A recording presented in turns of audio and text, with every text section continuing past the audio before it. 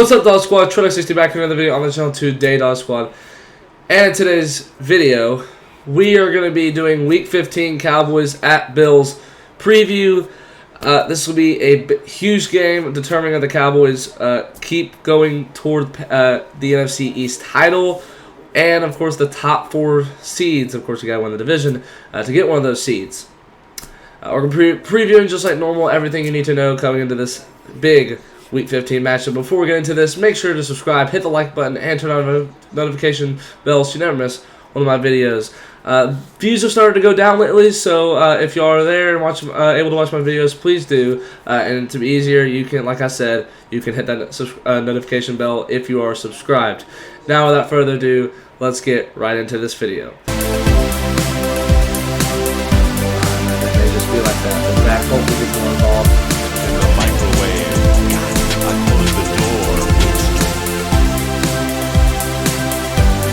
Alright, Dog Squad, we are here. Cowboys and Bills Week 15 previews. You can see this was from 2019.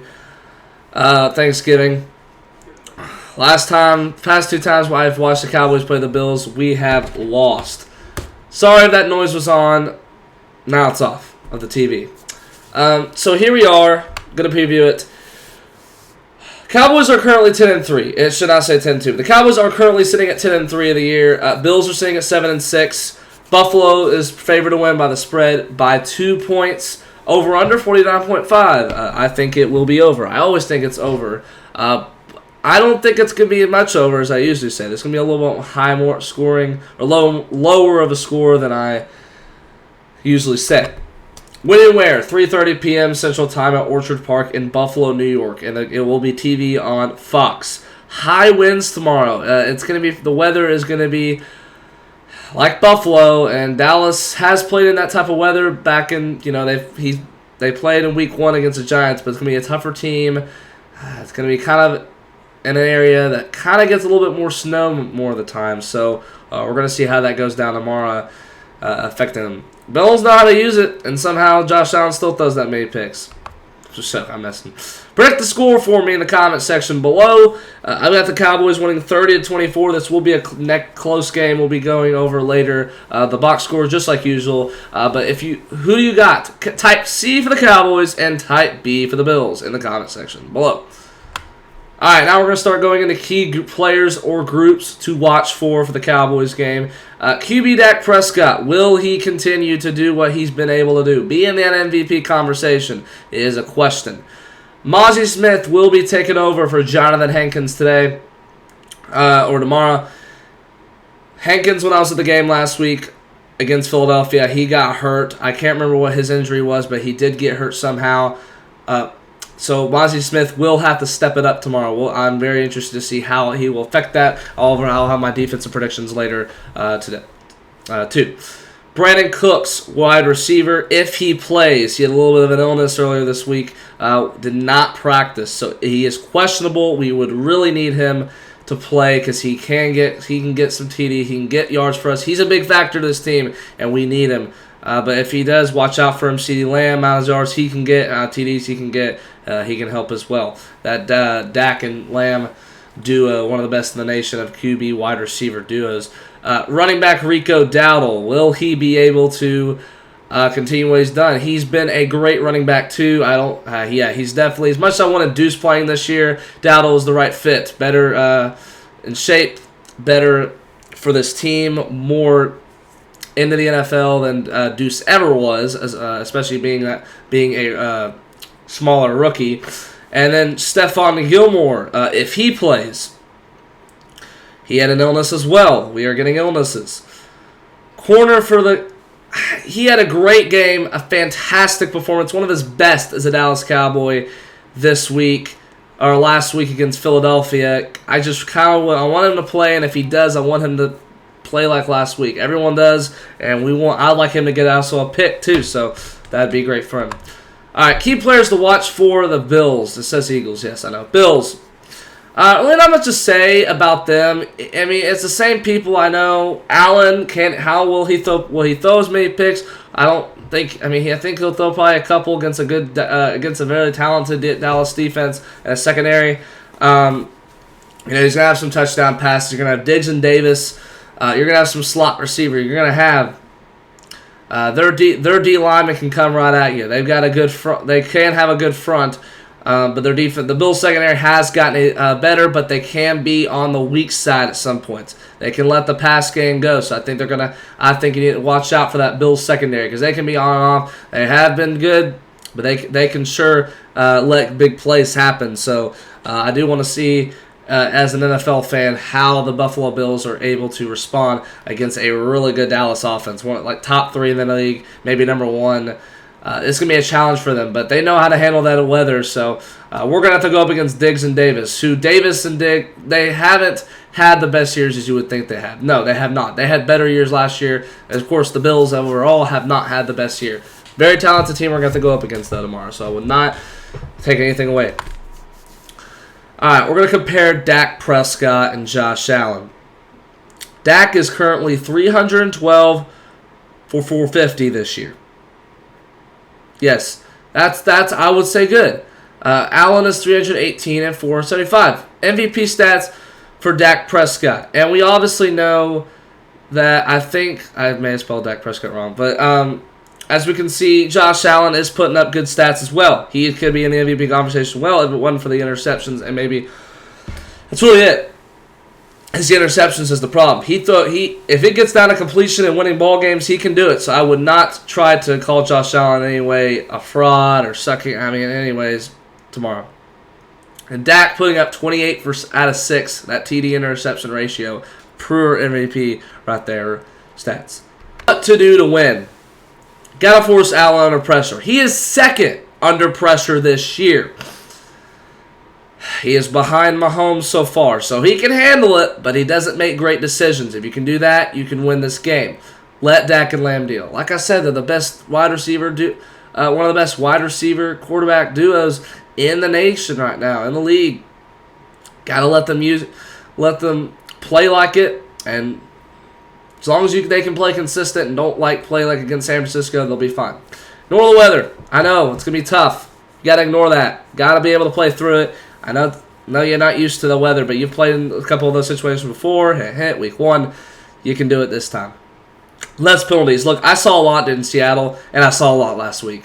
The holding penalties, they're gonna get called back, and it could bring the game up if you do not stop. Please stop the penalties, especially you O-linemen. And then finally, the defense stays rolling. Last week, very, very dominant. This week, got to be able to do it, especially in, like I said, that weather. All right, we're going to go Cowboys-Bills here. The past schedules. Micah Hyde, by the way, is not playing, so that's that is a safety. That is a that is a big factor for the Buffalo Bills that could hurt them in that secondary. That's helped them this year. So, right there.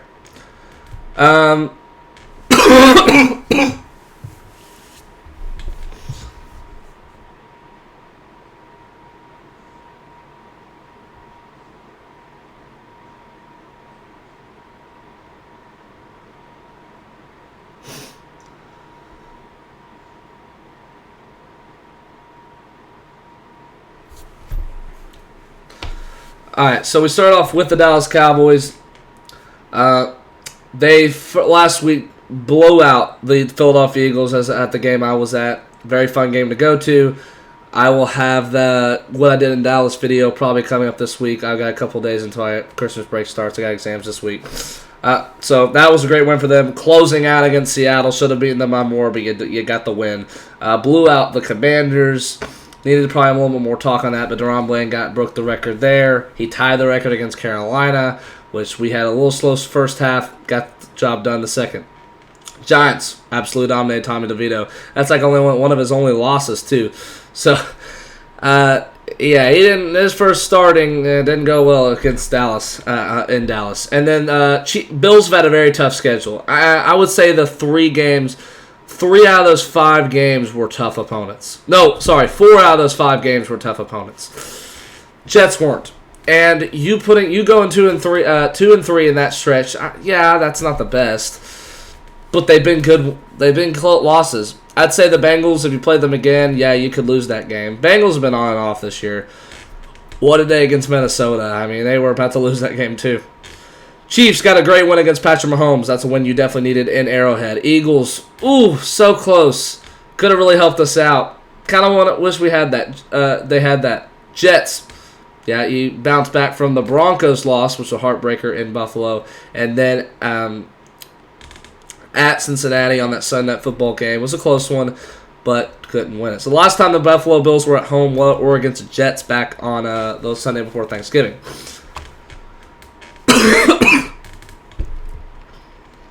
Question for the Dog Squad. How will the Cowboys handle weather inclements tomorrow? Yeah, let me know, because I really hope this isn't a game where it's like, well, Dak didn't play his best. Well, so he can't play against... No. It's against good... If it has to do something with the weather, they need to be able to go through it. But if it's going to affect it really... If it's going to affect it greatly, can't say that, honestly. You'll be at Miami next week, and the weather should be good, especially a lot of it's in an indoor stadium. I mean, most of it is, so it shouldn't be really affected. That's gonna be the no. Okay.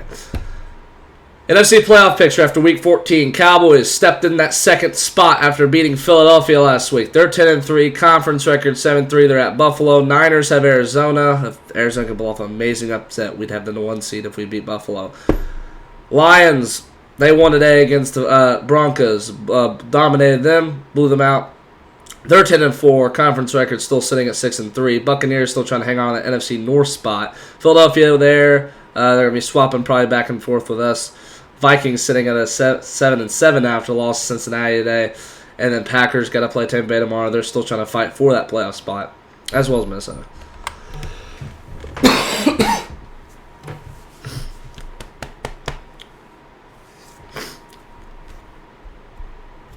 All right, here I posted on my Denver's reports. I posted the our offense versus their defense. Their defense isn't as good. They're not the best, but they're not the worst. Our offense can handle them. You know, we can go definitely through them, especially after them. They don't have Michael Hyde.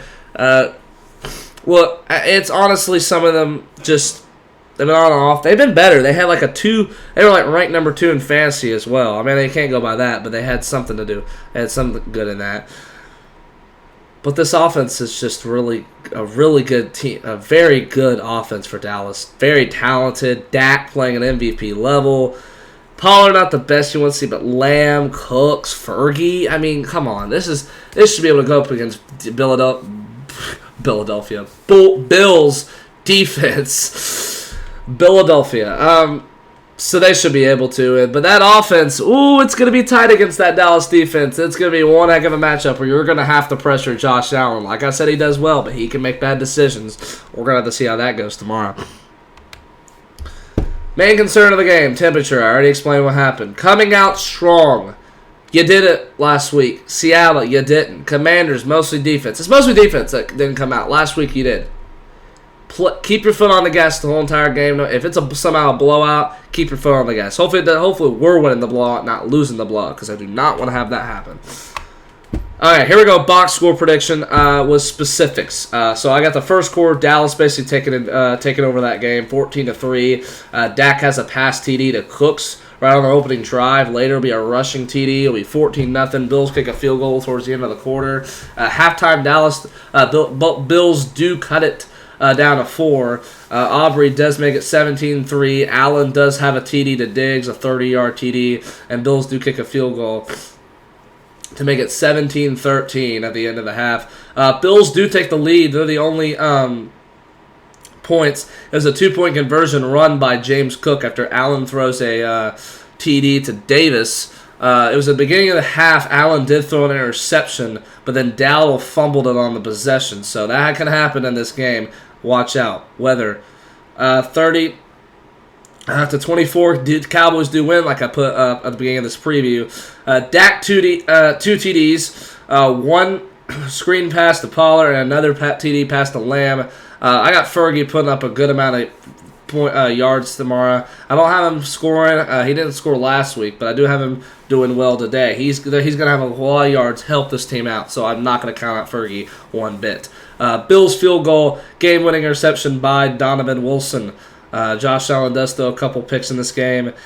I do have Bland getting a pick as well. That's the one in the third quarter that helps the Dallas Cowboys out, but it just didn't seem to get done. So I do have Dak having about 3 TDs.